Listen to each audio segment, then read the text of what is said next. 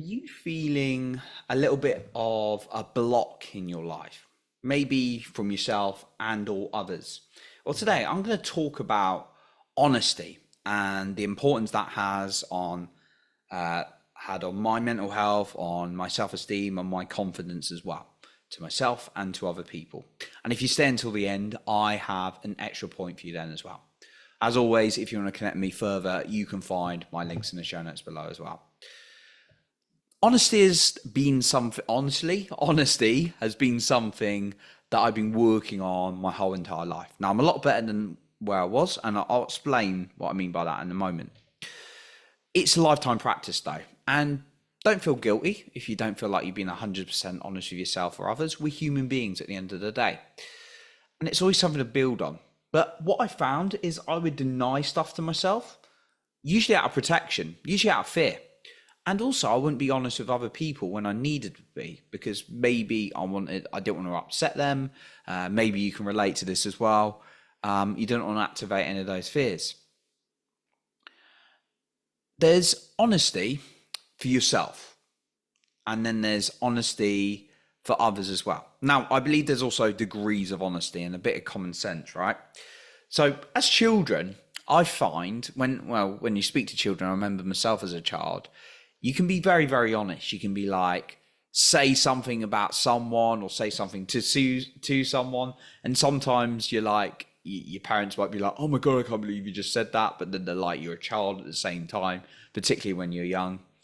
And there's certain filters we build as adults. Now, obviously, some of those filters we need, like if you're a child and you see someone who maybe is a little bit strange looking to you in the street, you may or may not like say something out loud, right? And then the parents will be very embarrassed, right? And yeah, as you get older, it's probably a good idea to have a filter on that, right? Now, that's not always the case, but generally it's quite good. Yet also when you're a child, maybe you express what you wanted, where you were, how you felt about things. And then when you've got older, you've like hidden that away and you've not felt like your true self. And there's a great expert called Gabor Mate on this who talks about like authenticity versus attachment, and the need to be attached and have a caregiver and people like us actually can become more important than being authentic to ourselves. And we lose that through age. And obviously different cases of different people, right? So I wanted to go into some points around honesty, but ask yourself this: are you being completely honest with yourself and other people? Because if you're a human being, may not be, and it may be damaging you. So I found that when I'm not fully honest with myself, and I have to catch myself out for it, of course, time to time, it actually damages my relationship with myself. And it usually comes out of fear. And I'm going to use some examples when I hear other people as well. But when I've not been completely honest with myself, it's like actually damaged me. And that's the art of getting a real good quality coach, because they're going to call you out, right? That's the art of being if you're a very good salesperson, you're going to call people out if you're doing it out of love as well, of course. So find some time to ask yourself some honest questions each day and week proactively. So there's the first one: be proactive in like saying, okay, what do I honestly want? Not what do you not want, but what do you honestly want? Like maybe sit down with a journal and then ask yourself and reflect on some very honest questions. Maybe do 5 minutes a day and spend an hour each week. That would be a really good starting point, I would suggest, because I like to journal each week and then I do a little bit each day as well. The second one, just catch yourself day to day being honest. And a great question to ask yourself is this: am I doing this out of love or fear? Great question to ask yourself. So it's like, oh, well, actually, I don't really want to go to that event. Now, it could be you say that to like someone because you don't really want to go to that event. And that's like a love thing. It's like, nah, yeah, that's not for me. But it might be you're a little bit socially nervous about going, and that's not being honest with yourself. It's like, yeah, I don't really want to go, and you're just saying that to yourself. So that's just an example I can think of. Maybe it's like, oh, it's not the right time for me to join this coach or this program, right? Maybe it's like just not right for you. Maybe you don't feel like completely drawn to it, in which case be honest, be like, look, I just don't resonate with this. But maybe it's just fearful of change.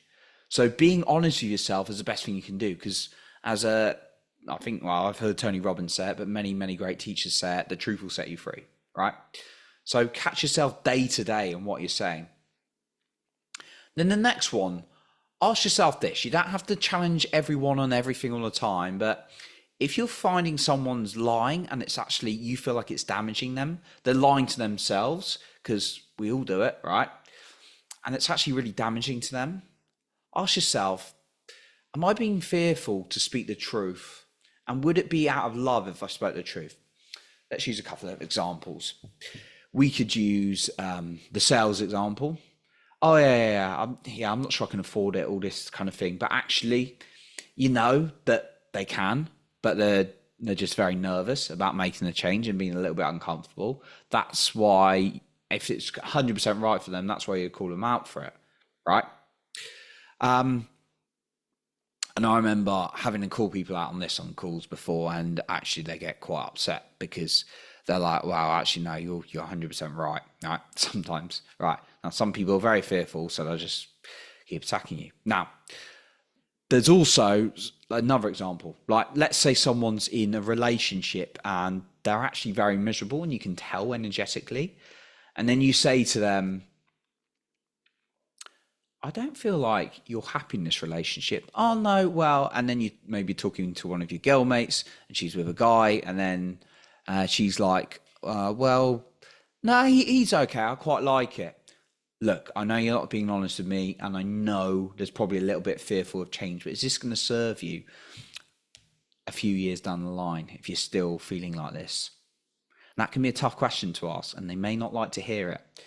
But that's not something you need to do every day, every bit of the day, but just getting into the practice of asking people very honest questions. Now, if you're in sales, you do, particularly if you're, selling out of integrity, like me and my team, I feel like we do.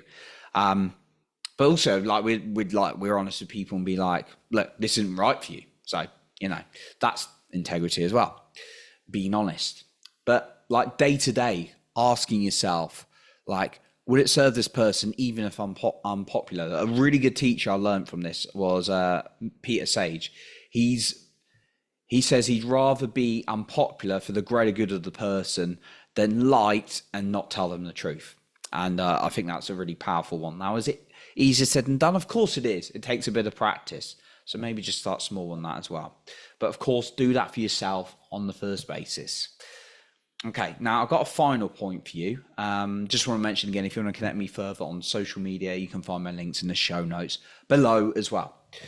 The final point I would say on this, if you really want to live in a more honest, open, challenging way that's going to allow you to grow and get towards what you want, join a group, a growth group, like a mastermind where people are going to push each other. If you identify as a man, I would suggest joining a men's group. If you identify as a woman, joining a group of women who are going to push you up. Or it might be another gender and you want to join another community or another group, right? So whatever it is for you, just find yourself a support group. It might be like a mix of genders, right? Whatever it is, right? Find what's right for you. Find a group that is going to really push you. For me personally, I'm going to talk about men's group because I'm a man, and I find men's groups really, really beneficial for me, right? To really push me and really challenge me. And that's why I have coaches as well. Get yourself a coach as well. That's a really powerful one. And then be honest. Can you really not afford it, or you're not being resourceful? That's another little challenge to you there as well, because I've seen that excuse a lot. So finding a peer group to really challenge you is a really powerful one, is what I'm trying to get at, particularly if you've got like a one-to-one coach as well. So I appreciate you for being here. And remember to lead with your heart and not with fear.